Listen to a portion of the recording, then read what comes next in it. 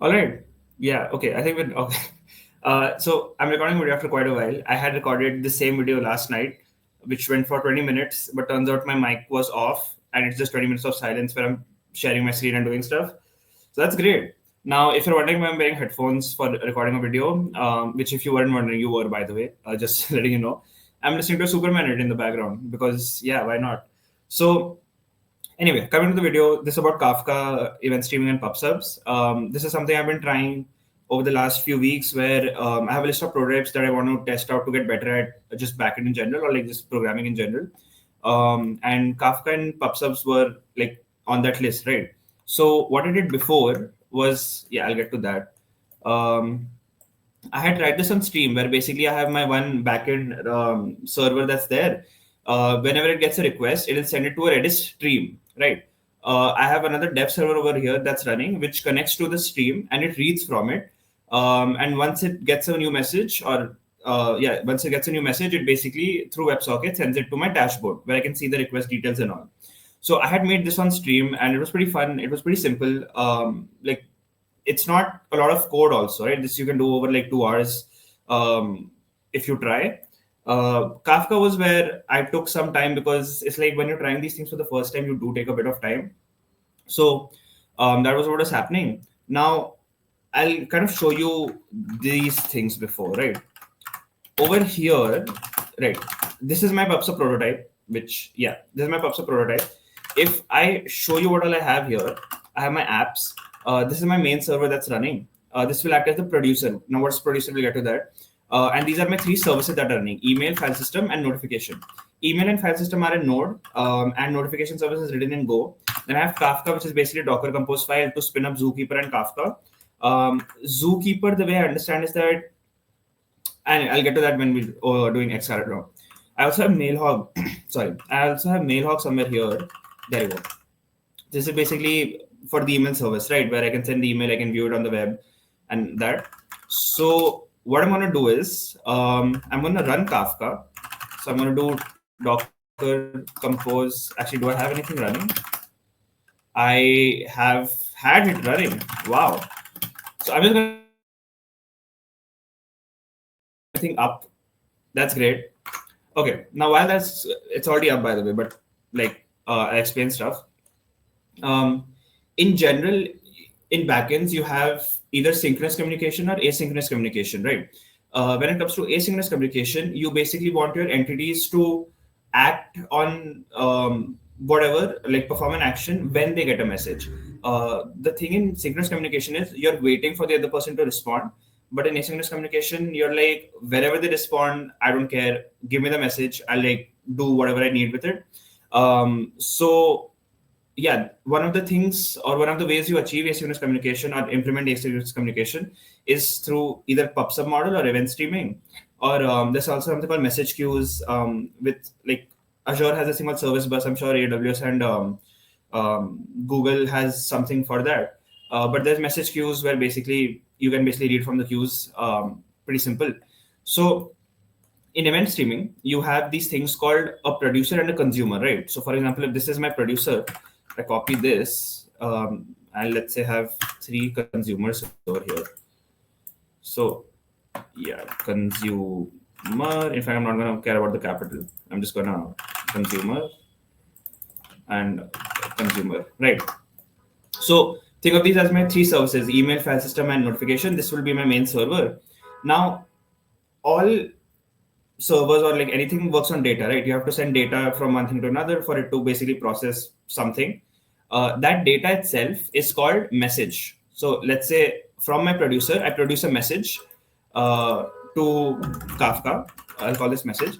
This message can be in any format. It can be JSON, it can be XML, it can be plain text for all it matters. But it's basically data, right? It's the terminology that they put for data. So a producer will send a message to Kafka, but in Kafka, there is something called topics. Think of these as basically folders, right? Like you want to, how do I put this? You want specific messages to go to a specific category. That category is called a topic, right? Because if you're just sending it to Kafka, how will the consumers know where to read things from? Like, what event was triggered and, that message belongs to that topic. maybe you can have a type message, like a type field in the message, which says that, oh, this is a thing that triggered it. But it's just easier to have topics from Kafka. So I think that's like a good thing. So you produce your messages and you send them to topics in Kafka. From these topics, your consumers, or in general, what's called like the Pubsub model, these are all the subscribers in that sense, right? It's the same thing, I think, but like the terminology is just like you can use it either way. Not exactly, but sometimes. But if you're looking at this in a Pubsub way, these are your subscribers, right? Now, what the subscribers do is they create a subscription to a topic. So if I just get the arrow, they create a subscription to that topic, and that's how Kafka knows that, okay, for this topic, these are my subscriptions. When I get a message, I will make copies of that message, which is called fanning out. I will make copies of that message and send it to each subscription. So your original message is not, why is this? Yeah. So your original message is not being sent through three different places. It's being copied and then being sent. The one thing about Kafka, I think this is up, so I'll start these up. Start dev, npm run, start dev, npm. Oh, this is not, yeah. And this is my Go server. Okay. Now, while these connect to Kafka, which they should be connecting in a while, yeah. There is, you will see like a comparison of Redis, Pubsubs, and Kafka event streaming. The main difference that at least it's in the Redis, it's like in some of in one blog of Redis, where basically the main difference I found was something called message persistence, where basically this message that's being sent here, it's persisted in Kafka. So for example, and I'll show you this too when running the code also. Let's say this consumer went down for, okay, that's not the right button. Yeah. Let's say that consumer, went down for some reason. It was some service, there was some issue, it went down. Now your producer produces the messages, it gets sent to these consumers.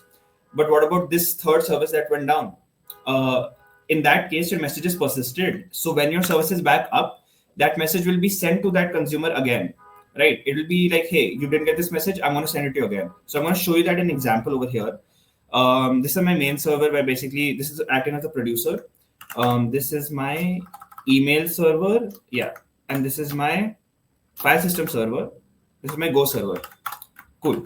So what I'm going to do is I have Postman over here, which just makes a call to localhost 3000. I should have my email 8025. Okay.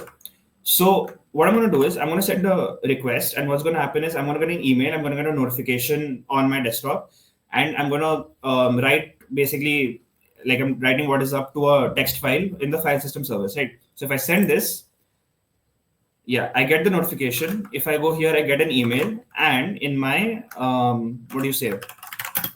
Where is it? File system service service.txt. This is like from before, but yeah, I got this added over here, right? So for example, I can even delete this, and we'll test it again. So I deleted that. Now if I come here, yeah, I send the request again, right? I get that thing again. Where is my file system? Boom. So that works, right? And what's happening is that if I show you the code for almost like I just give you a gist, a gist of it. In my services, I have Kafka, where I'm initializing a producer over here. I'm creating a topic. This I'm creating it through the admin, and then basically I'm connecting it to Kafka right here. Connect to Kafka. Is this the best way to do it? Like the best way to write code? I'm not sure. But this is just like a prototype, so it's fine. This is where, this is where basically I'm sending the message, just simple. And I have a topic which I've called as server notification. Pretty simple. So this is for my main server. If I go to like my email service, let's say, Kafka. So I'm basically initializing my consumer over here, and that's it. It's just this much code to get Kafka, right? This is being done through Kafka.js, and it's pretty great. The one thing I want to make sure over here, which like I want to kind of touch upon, is this thing called consumer groups, where my one service or multiple services can be inside the same group, right? Because they're consumers and they're a group, it's called a consumer group, right? So I will assign a group ID that, hey, these few services are belonging to these particular group ID. Now, where does this get significant, right? So, what I did before was that I had added all of these services in the same consumer group. That's what, yeah. I had added all these in the same consumer group. Um, on testing, I realized that, oh, when you add the different services in the same consumer group and you send a message over here, that message is processed by only one of the services. It won't be processed by all three of them because they're in the same group.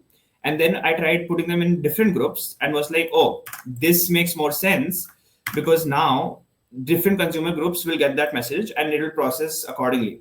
So the significance of consumer group that now I realize is that imagine like you have for one service you have some Kubernetes type setup, right? So you can have multiple consumer services running over here which are part of the same consumer group. So let's say you have this is your authentication service.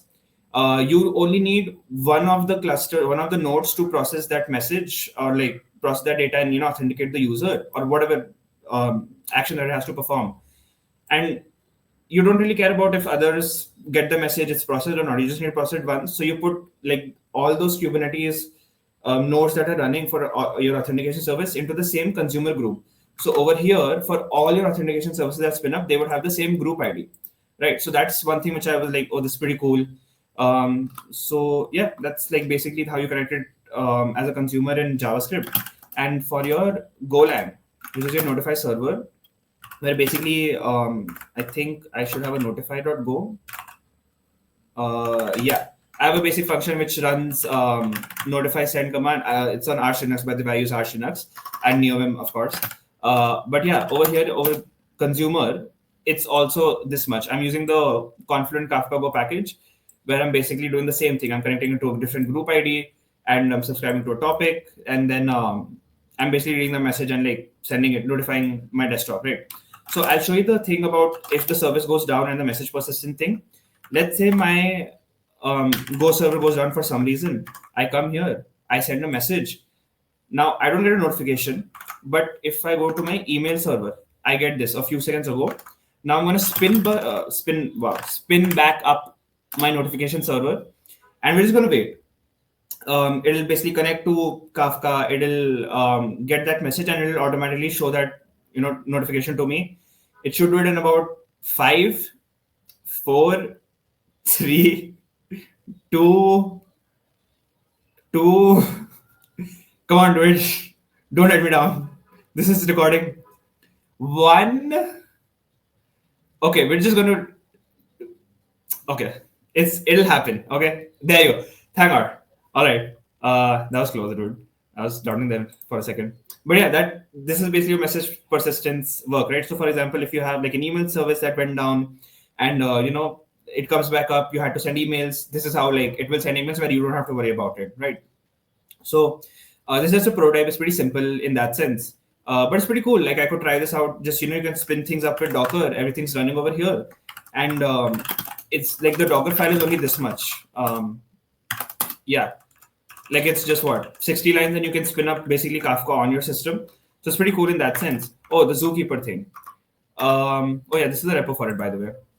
In case anyone's curious and wants to go through it, you have TypeScript, you have Go, everything's here, like a small README about it, and yeah. So the Zookeeper thing. So this is what I understood. I'm not sure if this is the like an accurate thing of actually what Zookeeper is, but basically Zookeeper is a separate entity that's separate from Kafka, or but part of it. Where basically I'll just write Zookeeper. Where what happens is Kafka is keeping state, right? If you kind of look at the logs over here, you'll see things like is leader and all these things somewhere. Let's see, where is it? Kafka response create, connecting to producer. Is it not here? Oh, yeah, yeah, yeah. So this is one of the consumers. If you go level info time, this is just Kafka logging its thing. Consumer has joined the group. Group ID is that, member ID is this thing, and leader ID. So this email service, because it's just one node, and in that consumer group, this will act as the leader. So there should be a is leader as true somewhere. Not available. Info consumer starting response group coordinator not available. Okay, response group coordinator broker client ID group coordinator not available. Interesting. Okay. Oh yeah, yeah, I think it's here. Yeah, there you go. Is leader is true. Member assignment is this thing, and group protocol is round robin assigner, right? So this, because it's just one service right now and it's part of the consumer group, by default it's acting as the leader. Now if I have two email services running, one would be the, which is part of the same consumer group, one would be the leader, one would not, and that's how Kafka will be like, hey, I'm going to send you the message for you to process, right? So yeah, and you can see these things like group coordinator and whatnot. So that is even in Kubernetes. Like I was going through like Kubernetes internals the other day. You have these different components within Kubernetes or Kafka which are handling state for you. So there's a group coordinator which like it's probably within Kafka, but I'm just going to draw it here. Where like this is the part GC, where like this is the part that's just handling all the consumer group coordination. So if I like probably should draw it here. Yeah, well, like this is the part that's handling all the group coordination, right? And these are like specific components or like modular components which are doing just one thing really well, and they integrate into Kafka. So similarly, Zookeeper is just checking that, yo, is everything good? Are we good? Is everything up? If not, like just let me know, or like I'll just handle things. Which is the same thing as I think there's something called a watcher in Kubernetes, where basically like one of the components, it keeps querying the API server in Kubernetes, where it's like, hey, is everything up? Is the state good? Is everything like up to date? If not, I'll do my thing. So like these different distributed system services, or like asynchronous communication services, they have these inbuilt within them, which is pretty cool if you think about it. And like now that you know it, it's like it's pretty simple, but when you put a lot of simple things together, it can get big and like become something like Kafka or Kubernetes. And like the scale at which these things handle just like compute or like services in general is kind of insane. So just good to know about all these things. Anyway, so that was me trying out PubSub and like just like explaining things over here. Where is StreamYard? So I think it was pretty fun to try out. And in general, this year, I want to get better at backend. I'm having to learn a new language. I'm having to learn a new framework, which is now it's like kind of second nature. But it's cool to kind of see these concepts play out in the professional place also. And like personally, whatever my projects and like products that I'm going to make, I'm also going to now use these models that are there. Once you've got your hands ready with it, it's easier to try it again. Now, like next thing would be to make this like a production thing, not this prototype itself, but let's say tomorrow I make some PubSub model. I'll be like, okay, this is how I'll make it. Like this is the prototype. I'll do the same thing, but I'll make the code in a way where like it runs different on dev, it runs different on prod, productionize the code, as the kids say today. But yeah, that's pretty much it for this video. This was pretty fun to like just do in general. And yeah, I'll see you on the live stream. Next video, let's see. Anyway, if someone's watched till here, I don't know what you're doing, but like thanks for watching.